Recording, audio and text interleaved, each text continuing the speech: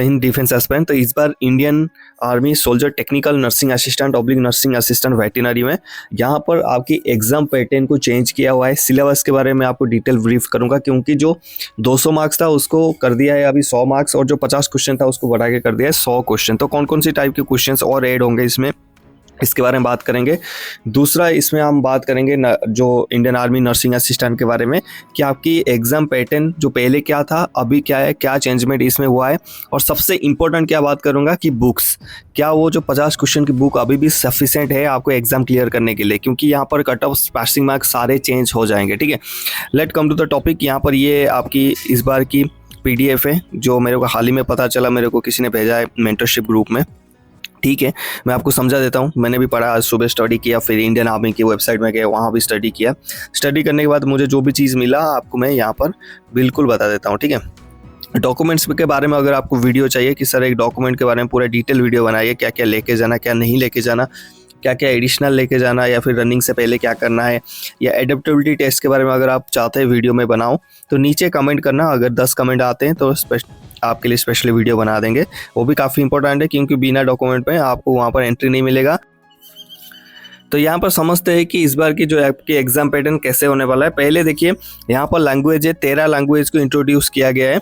यहाँ पर आप इंग्लिश, हिंदी, मलयालम, कन्नड़, तमिल, तेलुगु, पंजाबी, ओडिया, बंगाली, उर्दू, गुजराती, मराठी और आसामी, जो आपको सुइटेबल लैंग्वेज है आप उसमें एग्जाम दे सकते हैं, बिल्कुल इसमें नो डाउट।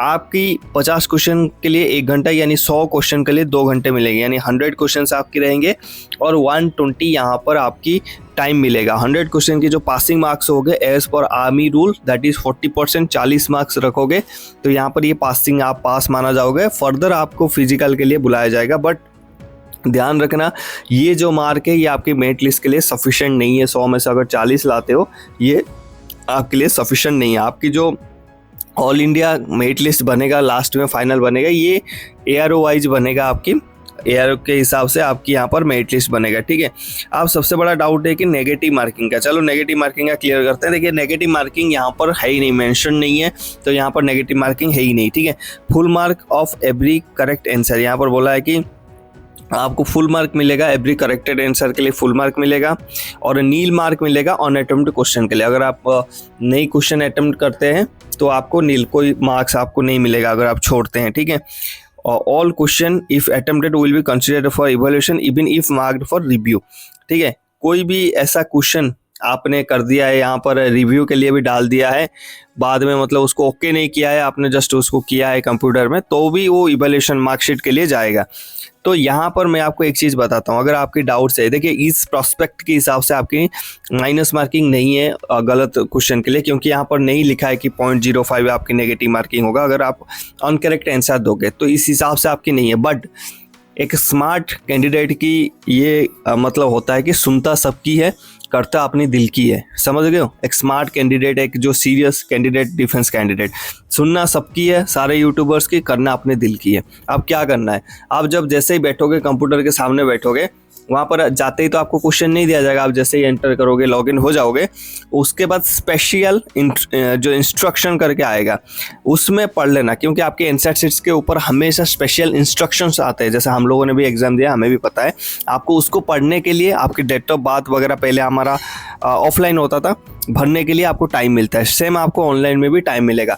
वहाँ पर भी लिखा होगा आपको ये सारे चीज़ें, अगर वहाँ पर भी लिखा होगा कि जैसे ही आप रॉन्ग आंसर के लिए -0.025% की मार्क्स कटेगा, देन आपने क्या करना है, जो आंसर नहीं पता उसको नहीं छेड़ना, उसको स्किप कर देना, जो आपको पता है उसको सही करके आना। ठीक है, ये आपके माइंड में क्लियर हो गया।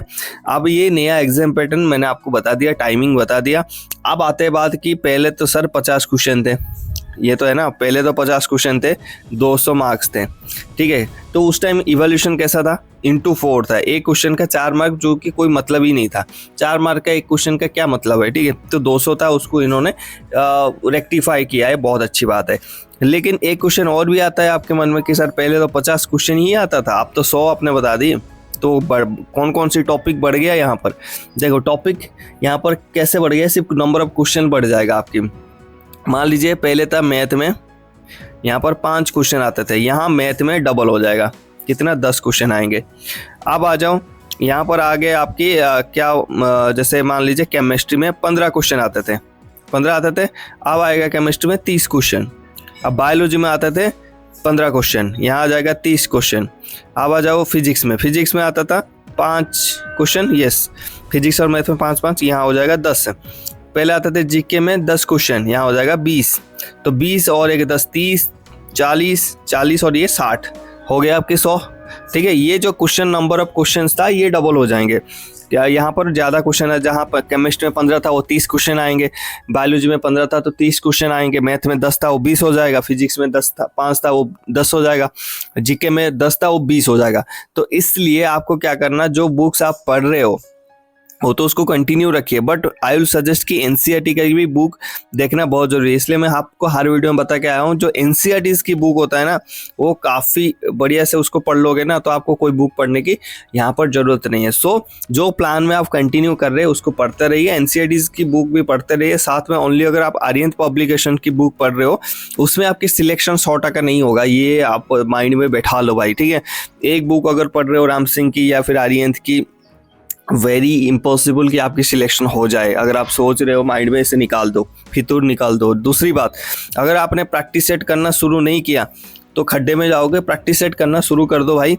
50 प्रैक्टिस सेट मैंने बताया था आर्यंत की बुक्स के कर लेना, 50 राम सिंह या अदर एक्स के पब्लिशर से कर लेना, 100 प्रैक्टिस सेट कंप्लीटली अगर पूरे के पूरे क्वेश्चन कर लोगे, no one can stop you in bloody for this post, army nursing assistant, कोई भी पोस्ट के लिए 100 प्रैक्टिस सेट कंप्लीट कर दोगे तो जो 100 क्वेश्चन अभी आने वाला है ना वो उसी के अंदर आ जाएगा। इतने क्वेश्चन आप देख लोगे कि आपको इजीली हो जाएगा भाई। तुम्हारे भलाई के लिए बोल रहा हूँ, कोई यहाँ पे पब्लिसिटी स्टंट नहीं मार रहा हूँ, मैं एग्जाम दे के निकाल के आया हूँ। मैं उस यूट्यूबर की तरह नहीं हूँ जो आपको फालतू की बकचोदिया करता हूँ एलईडी पे लेके। ठीक है, ये पढ़ लेना वो पढ़ लेना, 35 दिन के ब्रह्मास्त्र, 30 दिन के क्रैश कोर्स, 15 दिन के ब्रह्मास्त्र, यहाँ कुछ नहीं है।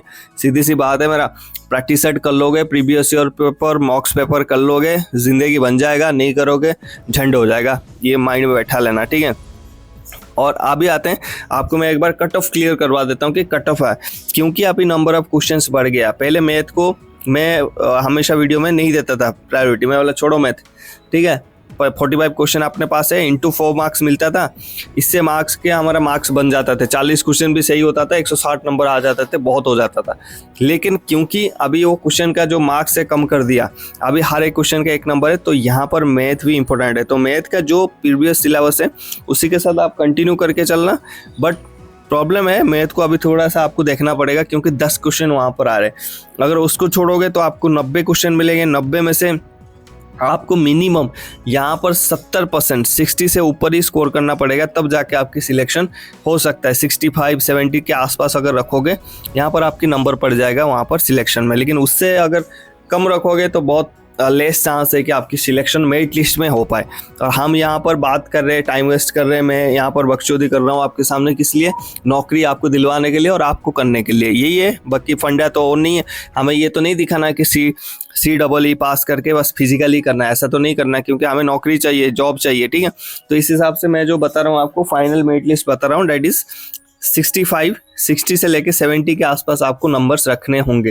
तो इसलिए मैथ को भी अभी आपको प्रायोरिटी देना पड़ेगा क्योंकि 100 क्वेश्चंस यहाँ पर आ रहे हैं। और मैंने आपको एक ही रास्ता बताया, दैट इज आप प्रीवियस ईयर क्वेश्चन पेपर और मॉक्स पेपर 50-100 सेट कर लो भाई, मेरी बात मान के कंप्लीट, एक भी क्वेश्चन नहीं छोड़ना, देखना आपका ऐसे ही निकल जाएगा। ठीक है, बाकी मानना नहीं मानना आपके ऊपर है, आपको जॉब करना है, मेरे को क्या करना। आपने मेरा वीडियो देख लिया, बीच में एड्स आ गए, मेरे पैसे बन गए, ऐसा नहीं कि करोड़ों बन गया, जो भी 100-200 रुपया बनना थे वो बन गए।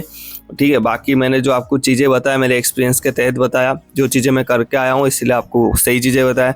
करना नहीं करना ये आपके ऊपर है। बाकी मिलते हैं नेक्स्ट टॉपिक में। जय हिंद।